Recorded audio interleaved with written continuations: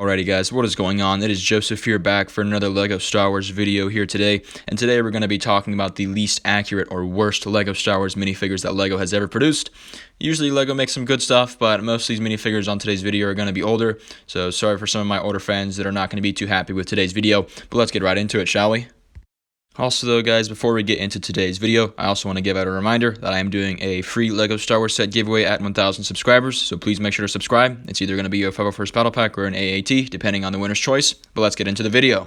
Starting in my opinion, we have the original Chewbacca. As you can tell, we have the movie Chewbacca on the left and then the OG Chewbacca on the right. The OG Chewbacca is pretty nostalgic for a lot of people, including myself, and it's not terrible, honestly. The mold is fine. It's just that there's kind of a lack of printing, and you can't really see his eyes, so it's kind of weird looking. It's not bad, honestly. LEGO does make some good stuff, and, you know, the fact that this is kind of the worst of the worst is a good sign in my opinion, but it's still not great. Although Chewbacca wasn't too bad, the Ewoks here are pretty terrible. I'm kind of smiling while I'm trying to make this video talking about them. We have the Ewoks on the left there, and then the two original LEGO minifigure Ewoks on the right.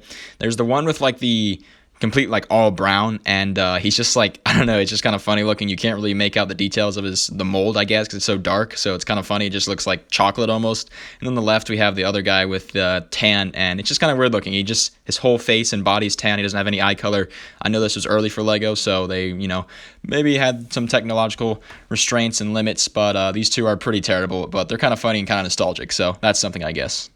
After that, we have Clone Wars Anakin. Now, this minifigure isn't necessarily terrible as well, and I think it actually resembles the animated, show Clone Wars Anakin to a degree, but with, like, the Clone Wars minifigures, obviously with their faces, they have the really big kind of bug eyes and just really cartoony faces, and a lot of people don't really like that. I don't necessarily have a problem with them, but I can definitely understand that they're not what's preferred, I guess. And, I guess I'd rather have a normal-faced Anakin than one that's all cartoony like this. And it resembles Clone Wars Anakin pretty well. It looks like him. But as far as movie Anakin and Hayden Christensen, it doesn't really do a good job of representing Anakin, in my opinion. And because of that, it hurts the minifigure. It's not bad. It's obviously based off of the TV show. But since LEGO went with that cartoony design, I don't think it's really aged too well. And this doesn't look that good, in my opinion.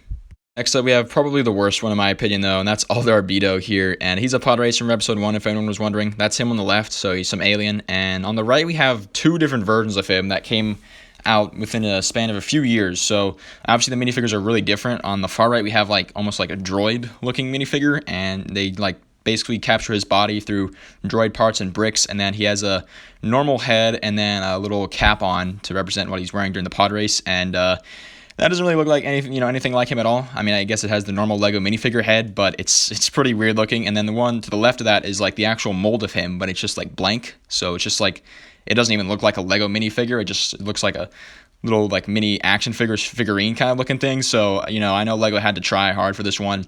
The one on the left does capture his mold, and the way he looks pretty well, but it's obviously just no printing or no detail. And the one on the right, I guess, gives him more of a personality, but it just doesn't look anything like him at all. So they tried. I mean, these are kind of nostalgic, kind of unique, very interesting, but they are both very, very bad. LEGO tried their best. I'll give them credit for that, though. So we actually have a newer minifigure, that being the new Stormtrooper. It's not terrible, and the prints are decent, but I just don't really like the helmet. As you can tell, we have the normal Stormtroopers on the left. Their helmets are kind of smaller, and on the right, we have the new current LEGO Star Wars Stormtrooper. You can't really turn his head, and in my opinion, I think his helmet is way too long and big, and it just looks kind of weird.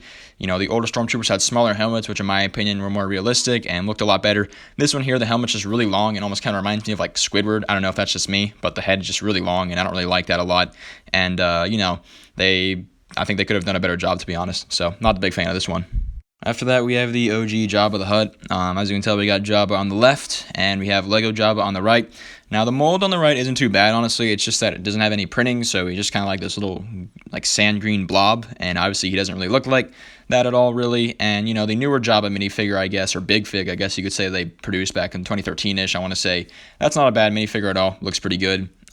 Good printing. This one, though, it's just Jabba, and the mold isn't too bad, I'm not going to lie. I like the mold for this one, but with no printing, he just looks like a piece of, sand green plastic, and I guess that's what he is, technically, but still, the lack of printing really hurts some of these minifigures, and Jabba isn't terrible. It does look like him. I can identify him, but it really could have been better, I guess.